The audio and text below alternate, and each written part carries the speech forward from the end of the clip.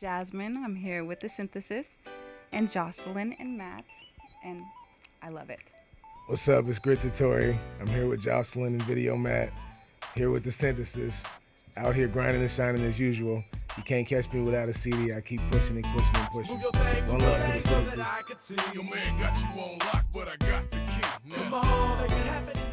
I'm Josselin here at the synthesis with La Flora Venenosa, also known as Jazmin, and with Gritsitory. And they came out today to talk to us a little bit about some exciting stuff going on with them. Now, I have a question for guys' names. Gritsitory, can you tell me what your name means? Is it because you know about the nitty-gritty of the streets, or what's that about? I could let you know the first 5 letters, but the second 5 I never tell. So grits basically means grinding relentlessly in the streets. So that's pretty much what I do. So ever since I was a youngster, an OG came to me and was like, that boy got a lot of grit to him.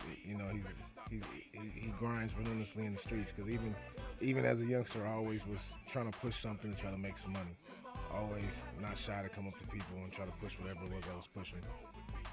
Like, say for instance, in school they had the candy bar drivers who go around and sell them for $1 or $2.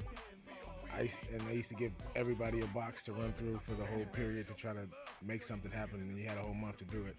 Well, I'd sell a couple boxes every single day. I just pushing them.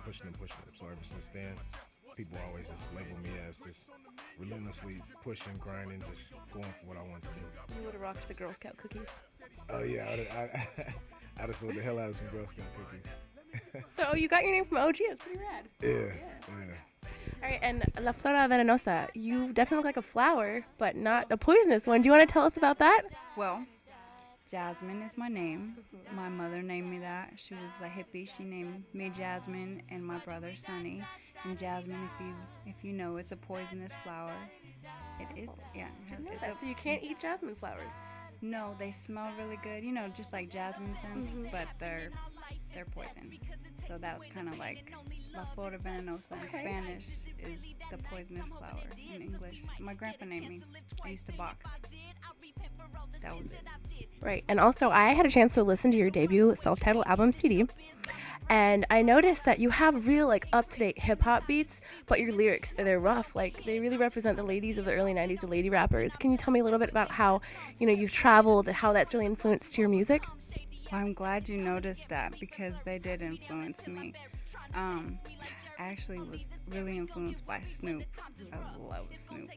And that's kind of how it all got started, I guess. We lived in Derryville. It was like a small little town. It wasn't even a town. There was nobody there. And my brother used to get these tapes, and I was a tomboy, so I used to just wear his clothes and steal his music, and I was a Beastie Boys fan, and I tried to be just like him. Kind of crazy. And about being a tomboy, I read that you have actually won a few amateur boxing titles, and I was wondering not only how that experience kind of formed you as a solo artist, but also how when you were pursuing that in New York, how you got on a Busta Rhymes and Sean Paul video and which one it was. Okay, for the titles, yeah, I won the Golden Glove title. I won the National Golden Glove title in Georgia. I won it in Chicago. I was like number 2 in the nation. I beat the number 1, but she had a lot more fights than I did. So it's kind of like a ranking. However many fights you win, you'll stay at that title until you do the whole thing. You're the self-proclaimed hardest CD hustler in 50 states. That's right. Can you explain that, please? Well, like I said, grits mean grinding relentlessly in the streets, or getting rich in the streets, or guerrilla running the streets. All that. That's all me. I've always pushed it. So when I got the CD in my hand and it was actually me, and I realized every dream I had could be achieved by pushing those CDs. I've hit every single state pushing them. I've been overseas pushing them. I got people that help me push them.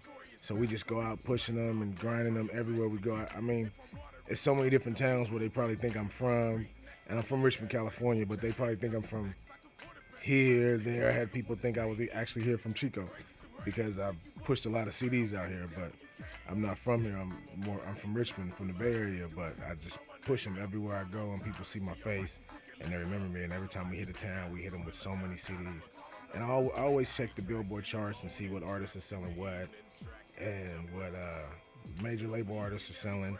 Some of them might sell 50,000, some of them might sell 100,000, and we surpassed that on the streets times I don't know how many, but just pushing them for all these years. So, like I said, ever since I was a youngster, I've always wanted to turn whatever I had into money, and I just now that I got these CDs in my hand and they're actually me, I just go crazy with them.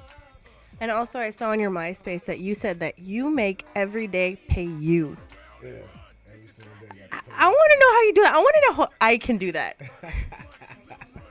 You just gotta come pick up some of these CDs and you make the day pay. You come roll with us. We'll put you in the car with us, and you can go out there and make all kind of money selling those CDs. I mean, every day pays because not only do I ship boxes of CDs off to people who help me push the CDs, I actually get out there every single day myself and push them myself. And the CDs bring money back to you, because if I was to sell a CD today, 6 months from now, somebody might book me for a concert and pay me some money. Another artist might pay me for a feature, or the next time I drop an album, somebody might say, "Man, I like this first one. Let me buy it again." So each CD brings more than what I sell it for. I sell them for 10, but they always come back and bring me more money in the long run. Right, it's all about business then, yeah. Yeah. Okay, now let's talk. You guys have a great opportunity coming up just in a few days here. Let's talk about that for a second. You guys are going to be going on Dr. 90210. Can you briefly explain to me what procedures you're going to be having and when that's going to take place? Do you want to go ahead and start us off, Jazmin? Yeah. Well, Dr. 90210 is on the E channel, as you guys already said. And I kind of came across Dr. Diamond through a friend. And so, she was like, he does a good nose job or whatever, because I was having problems breathing through my nose. I always have. I broke it when I was like either 14 or 15 from boxing. I always used to spar with the guys, and I never got it fixed. I don't breathe out on my right side. I have a deviated septum, whatever that means. But so when I rap on stage, rapping takes a lot of breath. So I'm always, and I dance at the same time. So it's taking a lot out of me. So I decided, now's the time. I'm in the light, or the limelight, whatever you want to call it. And I thought now's the time to look into it. And so I called him, told him kind of like who I was and stuff like that. And what's really cool about Dr. Diamond is he'll talk to you directly. So I told him about my story. I sent him a CD. He liked it. He was like, you would be a perfect candidate for this show, Dr. 90210. I don't watch cable. Well, I mean, I watch cable, but I don't have it. Otherwise, I'd always watch it in the house. But yeah, I miss the black boxes too. No, I always. Oh gosh, I wish I had one. No, I don't, because I'd be in the house all day. But so he told me about this show, and I've seen like makeover shows, but I never saw like Dr. 90210. And he was like, I'm gonna send it in and see what they say. And not even, he said someone should be calling you back. He called me like a week later and was like, okay, I think they're gonna call you. And she called me, and I was like, are you serious? And I always tell Grits like, no, it's not gonna happen. And she was like, baby, it's gonna happen. I was like, okay, cool. And then when does the show air? And on what channel can you tune the viewers? I think in around June, I believe. Yeah. And when are you guys actually going under the knife? This Saturday. Yeah, excited. So exciting.